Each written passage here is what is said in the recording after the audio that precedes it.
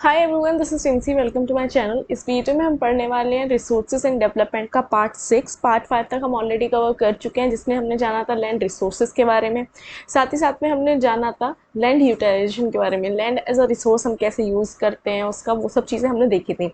और इस बारे में वीडियो में हम जानने वाले हैं land using pattern, particularly in India. तो देखो, लैंड यूज पैटर्न अगर हम इंडिया की बात करें तो सबसे पहले समझते हैं कि हम ये डिसाइड कैसे करते हैं कि ये वाली जो लैंड है हमें इस चीज़ के लिए यूज़ करनी है और ये वाली लैंड हमें अलग चीज़ के लिए यूज़ करनी है। बेसिकली दो फैक्टर होते हैं जिस पे हम डिटरमाइन करते हैं कि ये चीज़ हमें इस चीज़ के लिए यूज़ में लेना है और ये वाली लैंड हमें इस चीज़ के यूज़ में लेनी है। तो पहला जो फैक्टर है वो है हमारा फिजिकल फैक्टर। अब फिजिकल फैक्टर में हमारी क्या क्या चीज़ें आ जाती हैं। पहला टोपोग्राफी, वो कैसा एरिया है, वो कैसी लैंड है, मतलब वहाँ का हिली एरिया है या फिर रिवर है या वैलीज है, उस सब चीज़ों पे हमारा डिसाइड होता है। फिर वहाँ की क्लाइमेटिक कंडीशन कैसी है, वहाँ की सॉइल टाइप कैसी है। अलग अलग सॉइल्स होती हैं, हमारे आगे वाले पार्ट में हम पढ़ने वाले हैं ये भी, कि एलुवियल सॉइल है या फिर ब्लैक सॉइल है या फिर रेड सॉइल है हमारी। तो इसी टाइप से हम डिसाइड करते हैं। दूसरी चीज़ होती है ह्यूमन फैक्टर। ह्यूमन फैक्टर में हमारी क्या जाती है, पॉपुलेशन डेंसिटी क्या है, वहाँ पर जो पॉपुलेशन है किस तरीके से, कितनी डेंसिटी है वहाँ पर, टेक्नोलॉजिकल कैपेबिलिटी कैसी है उस एरिया में, कल्चर कैसा है, ट्रेडिशन कैसा है, बाकी एक्स्ट्रा एक्स्ट्रा चीज़ें।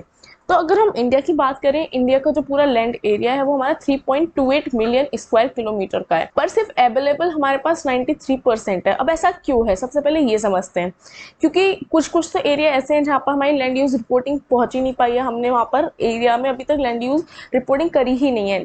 इसमें ज़्यादातर हमारे नॉर्थ ईस्ट स्टेट आ जाते हैं, ज़्यादातर वही एरिया हो जाते हैं, एक्सेप्ट असम। असम को छोड़ करके सारी जो नॉर्थ ईस्ट स्टेट है ये उसमें आ जाती हैं। फिर हमारे कुछ एरिया हैं जो कि ऑक्यूपाई कर लिया गया है पाकिस्तान और चाइना के द्वारा, तो वो भी हम अपने यूज़ में नहीं ला सकते हैं। जो रिपोर्ट्स हैं इन सब चीज़ों से पता चल रहा है कि जो हमारी लैंड यूज़ होती थी, जो परमानेंट पेस्चर में आती थी, वो भी दिन प्रतिदिन हमारी डिक्रीज होती जा रही है। और जो करंट फेलो लैंड है, करंट फेलो लैंड हमने देखा भी था, लास्ट वीडियो में डिस्कस भी किया था कि करंट फेलो लैंड हमारी वो लैंड्स होती हैं जिनको 1 साल के अंदर ही अभी ऐसे खाली छोड़ा गया है। तो वो भी काफ़ी हमें देखने को मिल रहा है, या फिर पुअर क्वालिटी के, या फिर हम कल्टिवेशन कर रहे हैं तो बहुत ज़्यादा महंगा पड़ रहा है। और इसी वजह से ये जो लैंड्स हैं इन पे हमारा कल्टीवेशन जो होता है ज़्यादा से ज़्यादा 1 या 2 बार कर लिया, 2 साल 2-3 सालों में, ये हमें देखने को मिलता है।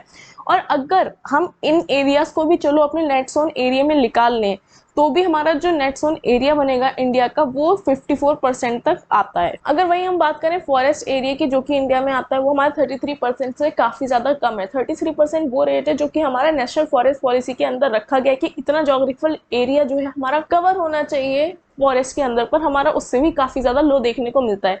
ये जो ग्रीन वाला पार्ट देख रहे हैं ये हमारे फॉरेस्ट वाले एरिया में आ जाते हैं, यहाँ पर ज़्यादातर फॉरेस्ट पाए जाते हैं, वरना यूजुअली जो व्हाइट वाला हिस्सा है वहाँ पर हमें फॉरेस्ट देखने को नहीं मिलते हैं। तो साथ ही साथ में हम जो लंबे समय से लैंड का यूज़ करते हुए आ रहे हैं विदाउट टेकिंग अप्रोप्रिएट मेजर कि उसको कैसे कंजर्व किया जाए, उसको कैसे मैनेज किया जाए, ये रिजल्ट में हमारे देखने को मिलता है लैंड डिग्रेडेशन। तो अब लैंड डिग्रेडेशन से हमें क्या इफेक्ट हो रहा है, देखो हमें बहुत ज़्यादा इफेक्ट पड़ेगा, क्योंकि ह्यूमन लाइफ भी इससे बहुत ज़्यादा कनेक्ट करती है। हमारे जो वाटर रिसोर्सेस होंगे वो सूखते चले जाएंगे, साथ ही साथ में हमें जो प्रोडक्शन होगा फूड का वो भी डिक्रीज होता चला जाएगा, जिससे कि भुखमरी का भी सामना हमें करना पड़ सकते हैं। तो इसी वजह से यही सब चीज़ें जिसकी वजह से एक बहुत ज़्यादा सीरियस प्रॉब्लम हमें देखने को मिल सकती है। तो देखो, लैंड डिग्रेडेशन के अगर हम बारे में जाने तो सबसे पहले हम इसके कॉजेज समझ लेते हैं कि इसके कॉजेज क्या क्या है जिसकी वजह से हमें लैंड डिग्रेडेशन देखने को मिल रहा है। तो सबसे पहला जो कॉज है, सबसे ज़्यादा जो मेजर रीजन है वो है डिफॉरेस्टेशन। तो डिफॉरेस्टेशन हमें देखने को मिलता है, बहुत ज़्यादा पेड़ काटे जा रहे हैं इंडस्ट्रियल यूज़ में लाने के लिए लैंड को। साथ ही साथ में हमें देखने को मिलता है जब माइनिंग होती है तो काफ़ी ज़्यादा फॉरेस्ट एरिया जो है काटा जाता है और वो डिफॉरेस्टेशन का शिकार होता है। तो डिफॉरेस्टेशन और लैंड डिग्रेडेशन कैसे आपस में कनेक्ट करते हैं, क्योंकि देखो जो पेड़ है वो हमारी जो रूट्स होती हैं पेड़ की, वो ज़मीन को पकड़ करके रखती हैं। जब पेड़ कटते हैं तो जो ज़मीन है वहाँ की, हमारी जो रूट्स जो पकड़ के रखी हुई थी वो अफेक्ट होती है, और जो ऊपर वाला हिस्सा होता है वो कहीं ना कहीं हमारा हटते हुए देखने को मिलता है। वहीं अगर हम बात करें ओवर ग्रेजिंग की, तो जो जानवर होता है अगर ग्रेजिंग करते वक्त तो जो खाना निकाल रहा है तो जो वो पेड़ खींचता है तो उसके साथ क्या होता है कि रूट्स भी उसकी खींचती हैं, और रूट्स खींचेंगी तो फिर से वही जो कनेक्ट हो जाएंगी, हमारा पॉइंट जो हमने डिफॉरेस्टेशन में भी जाना कि जो रूट्स हैं वो पकड़ के रखती हैं ऊपर की ज़मीन को, तो वो कहीं ना कहीं कमज़ोर होती हुई दिखाई देती है, और इसी वजह से वो एक लैंड डिग्रेडेशन हमारा आ जाता है। साथ ही साथ में माइनिंग हमारा अगेन हम खोदते हैं ज़मीन को तो हम खुली भी डाल देते हैं। फिर हमारा ओवर इरिगेशन, अब ओवर इरिगेशन क्या है, पानी चलता रहा है, हम देख ही नहीं रहे हैं उसको, साथ ही साथ में बार बार उसको इरिगेट कर रहे हैं, तो ऊपर की जो लेयर होगी हमारी जो लैंड की वो काफी ज्यादा इफेक्ट होती है उससे। फिर हमारा जो लास्ट रीजन आ जाता है वो है क्वारिंग। तो अगर हम एक एक करके समझते हुए चलें तो देखो, झारखंड और छत्तीसगढ़, मध्य प्रदेश, उड़ीसा वाला एरिया हमने ये जाना था, इस तरफ हमें मिनरल रिजर्व ज्यादा देखने को मिलते हैं, और इसी वजह से ये जो एरिया है ज्यादातर डिफोरेस्टेशन होती है यहाँ पर ड्यू टू माइनिंग की वजह से। तो वहीं अगर हम बात करें गुजरात, राजस्थान, मध्य प्रदेश, महाराष्ट्र की, तो हमें यहाँ पर ओवरग्रेजिंग देखने को मिलती है, और यहाँ पर ये एक मेजर रीजन कहलाता है लैंड डिग्रेडेशन का। वहीं पंजाब, हरियाणा, वेस्टर्न उत्तर प्रदेश की हम बात करें तो देखो, ये वाले वो रीजन है जहाँ पर खेती वगैरह ज्यादा फॉलो की जाती है, तो इसी वजह से यहाँ पर ओवर इरिगेशन हमें देखने को मिलता है, और यही रीजन यहाँ पर होता है लैंड डिग्रेडेशन का। तो देखो, हमने देख लिया कि डिफोरेस्टेशन हमें किस किस जगह देखने को मिलता है, झारखंड, छत्तीसगढ़ वाले एरिया में। फिर ओवरग्रेजिंग हमें देखने को मिलती है गुजरात, राजस्थान, मध्य प्रदेश वाले एरिया में। फिर ओवर इरिगेशन, जहाँ पर ज्यादा खेती होगी वहीं हमें ज्यादा इरिगेशन देखने को मिलेगा, तो ये पंजाब, हरियाणा, वेस्टर्न उत्तर प्रदेश हमें इस जगह पे देखने को मिलती है।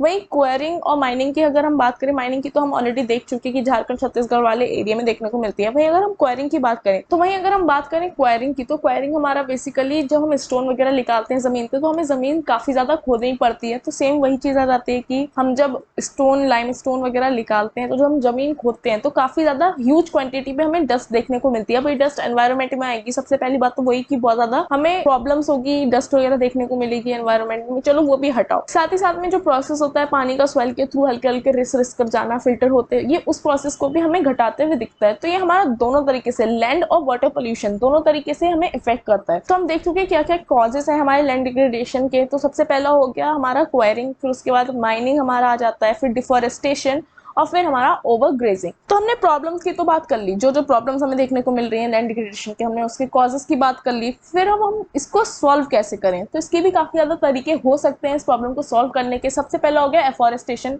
ट्रीज लगाओ खूब सारे। उसके बाद जो भी हमने देखा कि इंडस्ट्रियल इन्फ्लुएंस को ऐसे छोड़ दिया जा रहा है, इसकी वजह से हमें लैंड और वाटर पोल्यूशन दोनों चीजें देखने को मिल रही हैं।